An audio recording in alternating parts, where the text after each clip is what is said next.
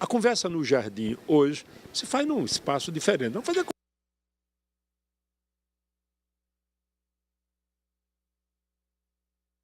Bom, minhas irmãs, meus irmãos, a conversa no jardim hoje se faz num espaço diferente. Vamos fazer a conversa no jardim, no palco aqui, do Cine Teatro da Universidade Federal do Piauí, onde está ocorrendo o seminário Língua Viva.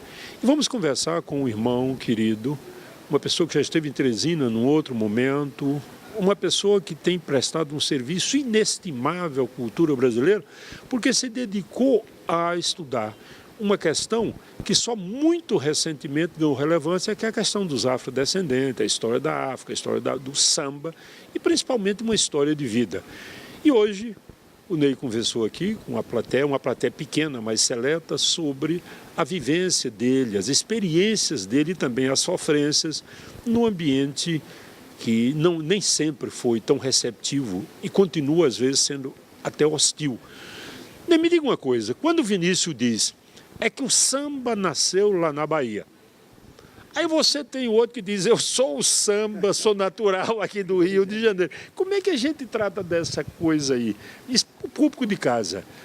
As duas vertentes surgiram no mesmo momento ou o samba migrou da Bahia para o Rio? Como é que você vê essa coisa, Ney?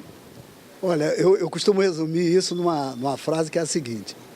O samba tem um DNA em Angola. Nasceu na Bahia e cresceu no Rio de Janeiro.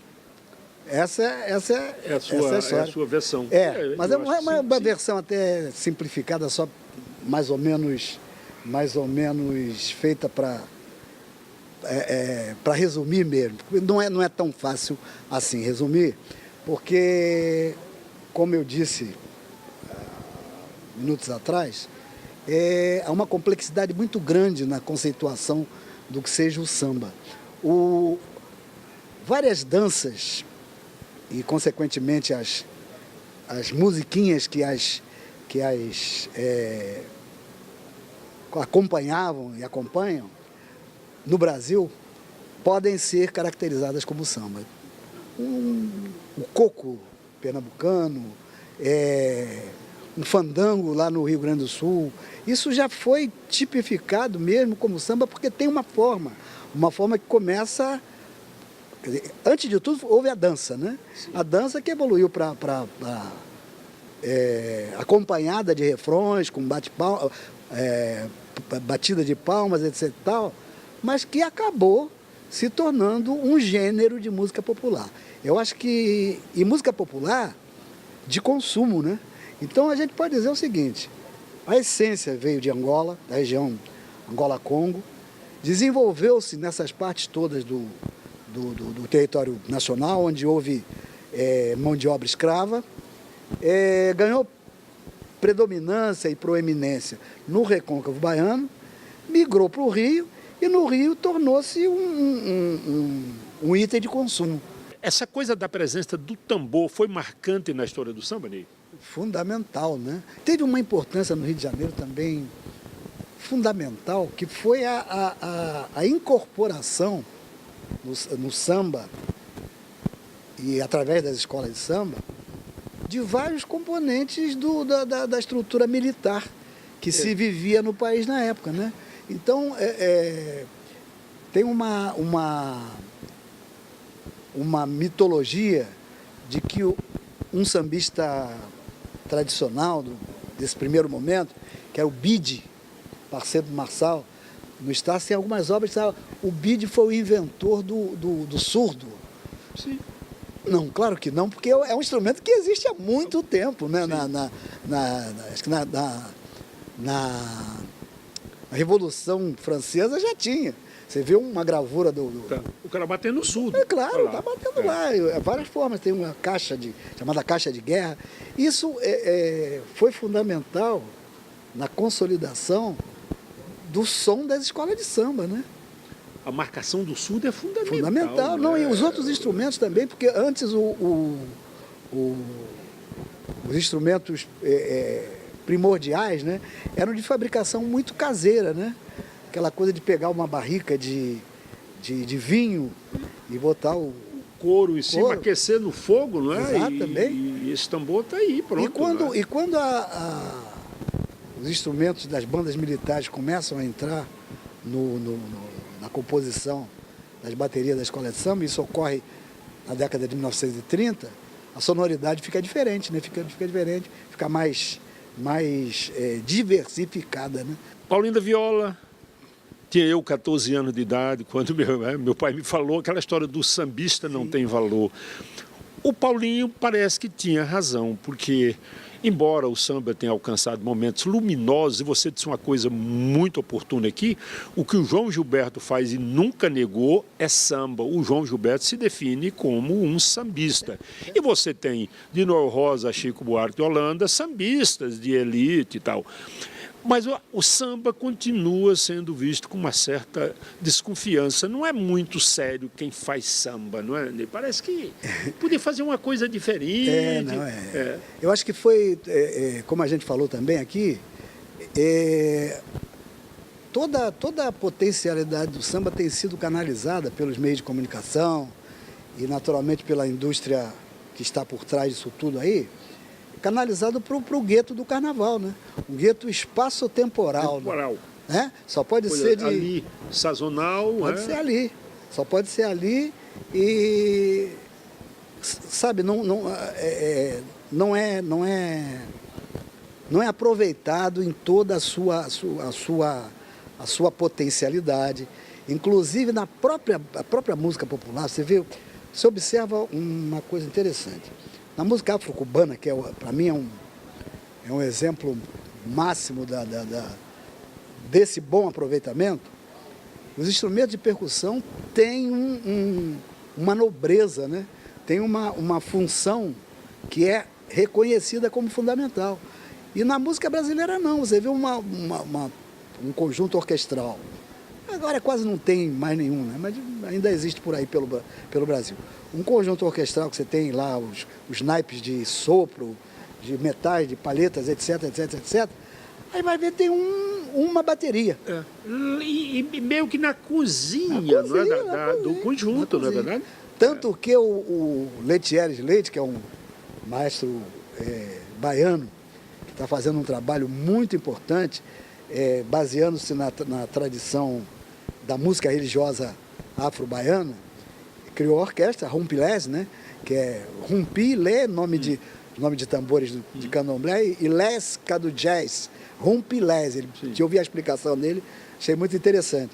E ele fez o seguinte, a formação orquestral dele, os tambores são em quantidade maior, ficam na frente, e ele tem uma ironia no figurino. Ele coloca os músicos dos instrumentos tidos como nobres, né, instrumentos de sopro, de bermuda e os tamboreiros de traje a rigor. Quer dizer, vamos dar a nobreza que isso aqui, da linhagem. Eu acho que é uma metáfora e tal, mas é importantíssimo, né? Quer dizer, ele está vindo de encontro ao que a gente está discutindo aqui. Né? Uma coisa que você falou aqui, muito interessante na sua palestra. Bom, o camarada é sambista e o Ney é sambista. Agora, você disse uma coisa linda, eu sou sambista quando quero e onde quero. E sou o pesquisador, o intelectual, o escritor, onde quero, onde posso e onde devo. É meio complicado para quem não convive com você entender como é que alguém que é apenas, entre aspas aqui, um sambista pode produzir uma obra tão profícua e tão profunda. Não é curioso essa coisa? Eu acho que é um defeito de visão, né, de percepção da sociedade brasileira como um todo. Eu tenho um exemplo que é inesquecível para mim, um afro-peruano, poeta, chamado Nicomedes Santa Cruz, que já se foi lá para o outro lado, que era músico, cantor e compositor, percussionista. Ele tinha um conjunto de danças tradicionais peruanas. E quando eu tenho em casa esse disco, quando a gravadora Philips completou 50 anos de permanência em Lima, fez um disco dele, um álbum bonito, com um encarte, é um livro, né? Um álbum com 2 discos, e ele sendo reconhecido como um grande intelectual e um grande músico, um grande artista popular. Entre eu acho nós, que essa coisa é meio complicada. eu acho que é uma falha da sociedade brasileira. Brasileira. Né? Bem, eu te pergunto, ao longo desses 100 anos, e o samba, você disse com muita propriedade aqui, ele é muito anterior. 100 anos nós temos que um cidadão grava, registra uma música como dele, que é pelo telefone. Mas eu te pergunto, ao longo desse período, as transformações que o samba sofreu chegaram a afetar-lhe a essência ou o samba continua tendo um DNA reconhecível, Ney? Sinésio, eu acho que até a gente, na palestra, deixou escapar isso. O samba tem uma capacidade, não só de resistência, como de multiplicação. Eu não conheço nenhum gênero de música popular no mundo, eu não conheço. Também não conheço o mundo inteiro, claro, que tenha tanta variante de estilo. Samba de breque, samba de roda, samba... Né? Samba canção, samba sincopado, samba jazz, tem, porque é autenticamente reconhecido como tal. Muita coisa. A cada momento surge uma novidade. Isso eu acho que traduz a capacidade de resistência e a capacidade de diversificação. E transformação para adaptar-se aos novos tempos, às novas realidades. Samba enredo. Sim. No âmbito da escola de samba, o samba de partido alto, que é um negócio diferente. É outra coisa. Não são híbridos. Não são coisas criadas em laboratório, não. São coisas que surgem naturalmente. De repente, um jeito de bater o tambor, uma forma de segurar o instrumento, até isso pode ser diferente. A forma de abordagem na letra muda também. Então, é uma diversidade muito grande. E eu acho que o que falta tanta coisa nesse país, né? Falta uma política cultural no sentido dessa preservação. Se você criar um tombamento como bem do patrimônio histórico e cultural, é muito pouco. Eu também acho. Tem que criar uma possibilidade real. Não é só um registro no papel, é pouco, não é? Era preciso uma dimensão muito maior, muito mais larga da importância da manifestação. Você sabe que na década de 60, 1962, o Edson Carneiro, um etnógrafo afro-brasileiro, escritor importante, folclorista, ele escreveu um trabalho sobre isso, chama-se A Carta do Samba. E foi divulgado isso, mas pena que a divulgação só ocorreu no âmbito das escolas de samba. Quando ele aborda todas essas questões, algumas, claro que perderam a legitimidade, né? Perderam a força. Por exemplo, entregar a ordem dos músicos, algumas tarefas e tal, quando a ordem dos músicos é hoje um organismo, pelo menos no Rio de Janeiro, um organismo que não tem essa expressão nem possibilidade, né? Então, a última tentativa foi essa, 1962. Olha quanto tempo. Faz muito tempo, né? Tempo que já se passou, né? Bem, o que importa, o samba existe, o samba está vivo. Agora, eu te pergunto, e eu tenho conversado isso muito com o poeta Salgado Maranhão, o que está acontecendo hoje com o que se chama música popular brasileira? Você acha que é um fenômeno direcionado de emburrecimento ou é só a lei de mercado? Como é que você vê isso aí, Ney? As duas coisas. O mercado emburrecido compra melhor, né? É verdade. Compra mais. Sim, 2 acordes, né? 2 acordes, um refrão fácil, uma pitada uma picadinha, uma malandragem ali qualquer e você... E uma coisa interessante, qualquer músico hoje, esse jovem surgindo, que se enquadre dentro desse figurino, pop rock, qualquer coisa, é tido como um intelectual, né? e pode brilhar e pode fazer sucesso, né? O camarada faz uma única canção, Exatamente. não é? E de repente ele se torna um popstar, não é? Um popstar e vira uma figura exponencial no mundo do mercado. Isso né? é a regra do jogo, mas realmente é muito